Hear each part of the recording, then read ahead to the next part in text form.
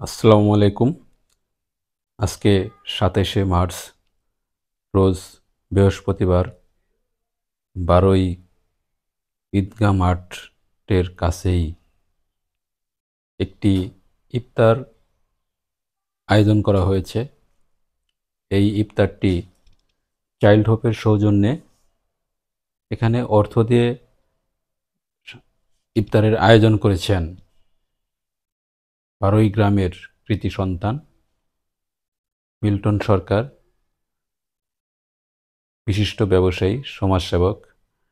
উনি দীর্ঘ ১৫ বছর যাবতই এই গ্রামে একটি কুটির শিল্প গড়ে তুলেছেন।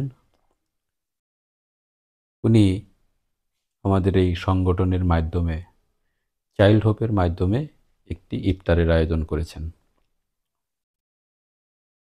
উনি প্রতিবারই করেন, কিন্তু আমাদের এই সংস্থার মাধ্যমে এবারই প্রথম করলেন। আমরা ওনার ইফতার আয়োজনকে উপভোগ করি।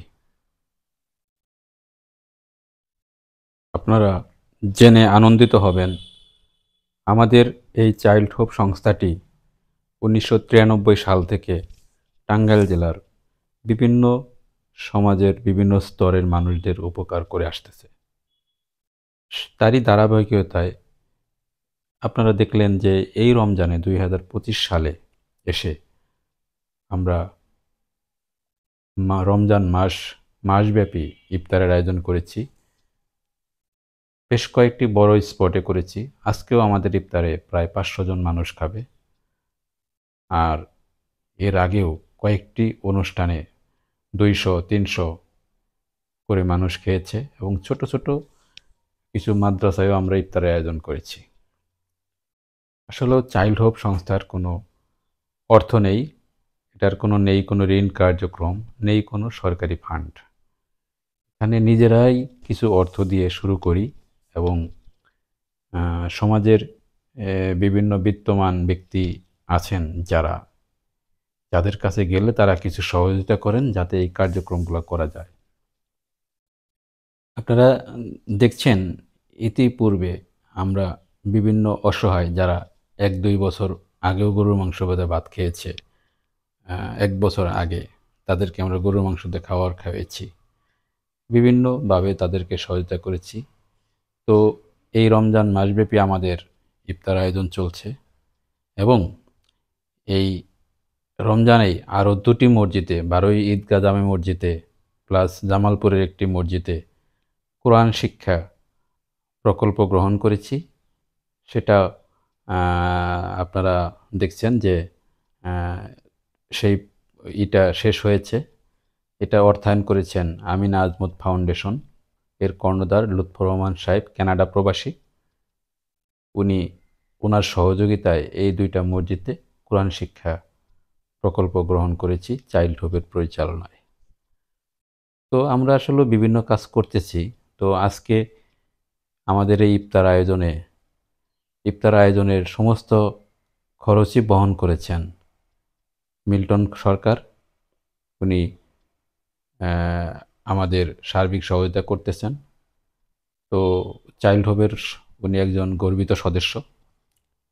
সেই চেতনা থেকেই তিনি এই সমাজের মানুষের কাজ করে যাচ্ছেন। তো আমরা আমাদের আজকের এই ইফতার আয়োজন উপভোগ করেন।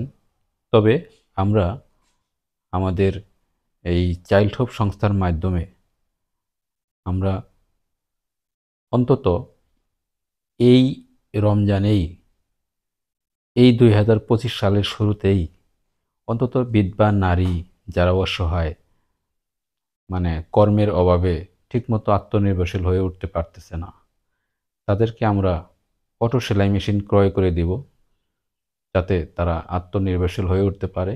সেই লক্ষ্যেই কাজ করে যাচ্ছি। আপনারা আমাদের পাশে সহযোগিতা করেন, তাহলে অন্তত কিছু পরিবারকে আমরা স্বাবলম্বী করে তুলতে পারব।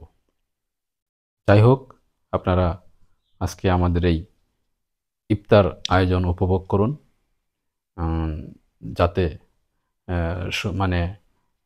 শৃঙ্খলভাবে আমাদের এই আয়োজন সম্পন্ন করতে পারি। আমরা এই মিল্টন ভাইয়ের জন্য দোয়া করব, যাতে উনি প্রতি বছরই এভাবে ইফতারের আয়োজন কিংবা একবেলা মানুষের খাবার কিংবা একটা স্বাবলম্বী প্রকল্পে কিছু সহযোগিতা করা, এই কাজগুলো যেন উনি করে যান। পাশাপাশি আমাদের চাইল্ড হোপ সংস্থার একজন গর্বিত সদস্য এবং আমিনা আজমত ফাউন্ডেশনের কর্ণধার লুৎফর রহমান সাহেব সিলেট বিভাগের সুনামগঞ্জ জেলার ছাতক উপজেলায় তার গ্রামের বাড়ি। উনি বর্তমানে কানাডা প্রবাসী। উনি কানাডা থেকেই আমাদের এই সংস্থার মাধ্যমে বিভিন্ন সময়ে বিভিন্ন উন্নয়নমূলক, সমাজের উন্নয়নমূলক কর্মকাণ্ডে অংশগ্রহণ করে যাচ্ছেন। কিছু মানুষকে একবেলা খাওয়াচ্ছেন, কিছু মানুষকে স্বাবলম্বী করার প্রকল্প গ্রহণ করতেছেন। এরই মধ্যে আমরা 2টি মসজিদের কোরআন শিক্ষা প্রকল্প গ্রহণ করেছি, তার সমাপ্তি করতেছি ওনার সহযোগিতায়। আমরা ওনার জন্য দোয়া করব, যাতে উনি ওনার এই মন মানসিকতা যেন সারা জীবন থাকে, এই দরিদ্র মানুষের পাশে যেন উনি দাঁড়াতে পারে। আমিনা আজমত ফাউন্ডেশনকেও আমি ধন্যবাদ জানাচ্ছি। আসসালামু আলাইকুম।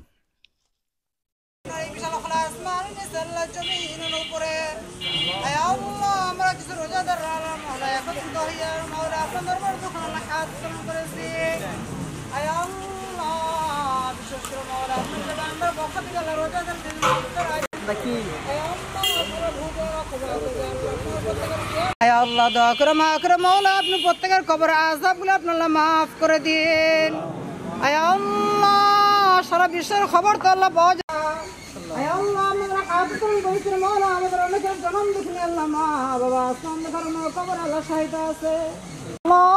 এই পবিত্র মাহে রমজানের বরকতের খাতিরে মৌলা প্রত্যেকের পিতামাতার কবর আযাবগুলো আপনি আল্লাহ মাফ করে দিন। আয় আল্লাহ প্রত্যেকের কবরগুলিকে আল্লাহ জান্নাত হিসেবে কবুল মঞ্জুর করে নিন। আয় আল্লাহ সম্পূর্ণ কবরগুলি প্রত্যেকের জন্য আল্লাহ প্রশস্ত করে দিন। আয় আল্লাহ কিয়ামত পর্যন্ত এই অন্ধকারময় কবরগুলিকে আল্লাহ আপনারা শান্তির ফয়সালা করে দিন। আয় আল্লাহ আমাদের হায়াতুল পবিত্র মাওলা প্রত্যেকের জীবন যৌবনের সমস্ত অপরাধগুলো মাফ করে দিন। আয় আল্লাহ আপনার প্রত্যেকের পরিবারকে আল্লাহ খাস রহমত নাযিল করেন। আয় আল্লাহ প্রত্যেকের পরিবারের ভিতরে আল্লাহ শান্তি কায়েম করেন। আয় আল্লাহ যারা অসুস্থ আছেন মাওলা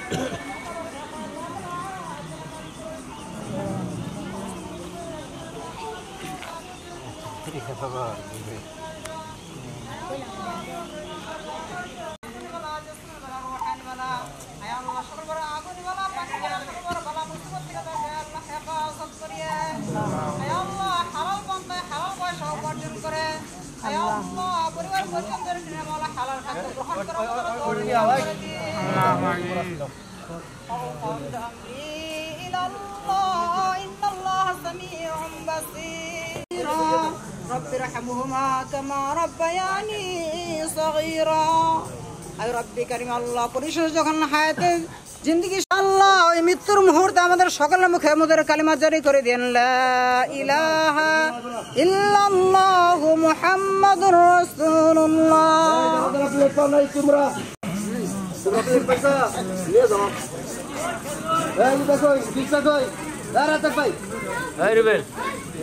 বাড়ি যান আমি বাড়ি দেবো একটা ডিসটা নিয়ে আও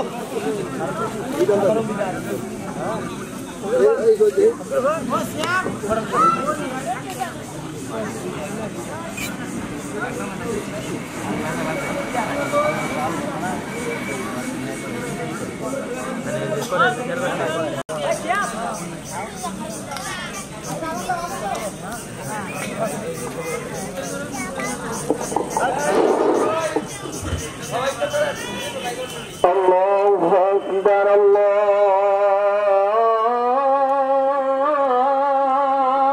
أكبر الله